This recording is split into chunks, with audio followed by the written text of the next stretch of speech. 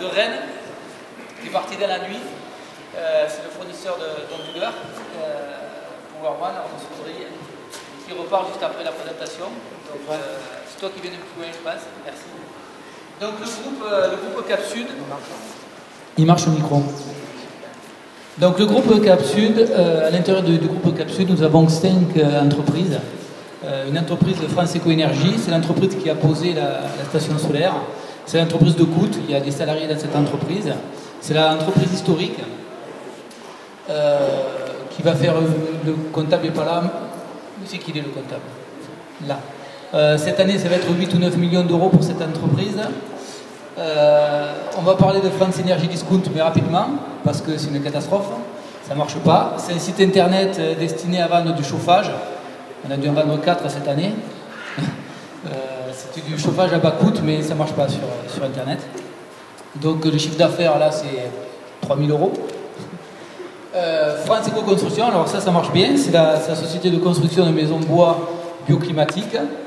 On construit d'ailleurs un centre médical pour M. Namias qui est là, merci d'être venu, qui est dentiste, et qui construit un centre médical BBC dans un esprit de développement durable.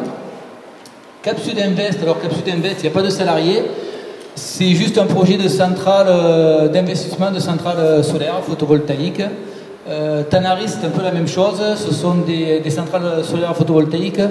On le développera un peu plus loin, c'est ce qu'on appelle le Friend and Family. Alors là, il faut que je tourne la page, mais voilà. Donc France Éco-Énergie, c'est notre entreprise historique, c'est celle qui permet d'installer des centrales comme ça. On en installe beaucoup depuis 2006. Malgré la baisse tarifaire dont nous parlait Patrice, cette année on a installé encore plus. L'année prochaine, les prévisions sont encore bonnes.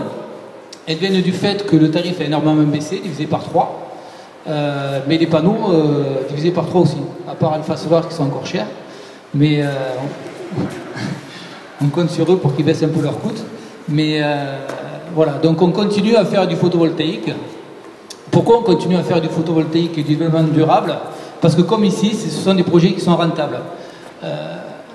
À Cap Sud, on croit beaucoup à ça, on croit même qu'à ça, que le développement durable pourra ne fonctionner qu'avec un gain budgétaire, un gain financier. Il n'y a pas de développement durable si on ne gagne pas d'argent, ça ne marche pas. Avant 2006, personne ne voulait de photovoltaïque parce que ça ne rapportait pas d'argent. Si on arrive à faire rimer développement durable et gain, eh bien on s'en sort, on arrive à sortir des projets photovoltaïques, d'autres projets, on en parlera un peu plus loin. Donc sur cette centrale-là, il y a eu 17 entreprises qui ont travaillé. Nous, plus des sous-traitants, la plupart des entreprises sont là. Il y a eu 45 personnes qui ont travaillé. Cette centrale va permettre de faire travailler des équipes d'entretien pendant au moins 30 ans. Cette centrale va permettre d'économiser des millions de tonnes, de tonnes de CO2 sur l'exploitation. C'est possible parce que ça rapporte de l'argent à tout le monde. Ça a rapporté de l'argent à Alpha Solar, à Power One, à tout le monde. Le développement durable peut rapporter de l'argent et on y croit beaucoup. Alors on y croit d'autant plus que les énergies fossiles deviennent de plus en plus chères. Vous le voyez, on a parlé du gaz dernièrement. J'ai fait le plein ce matin, c'est encore plus cher, 1,72 je crois, le litre. Sur les stocks, ça se raréfie.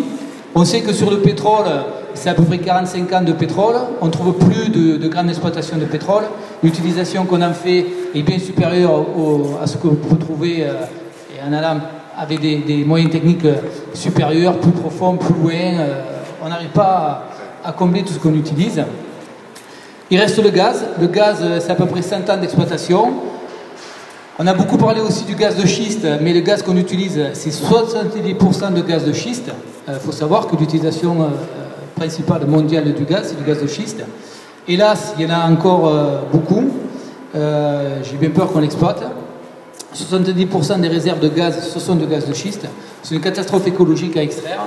On en parle, je ne vais pas vous détailler comment on fait, mais vous savez que c'est une catastrophe au niveau de l'eau, au niveau des polluants, au niveau des séismes. Il y a eu des séismes, ils ont dû arrêter plusieurs exploitations aux États-Unis.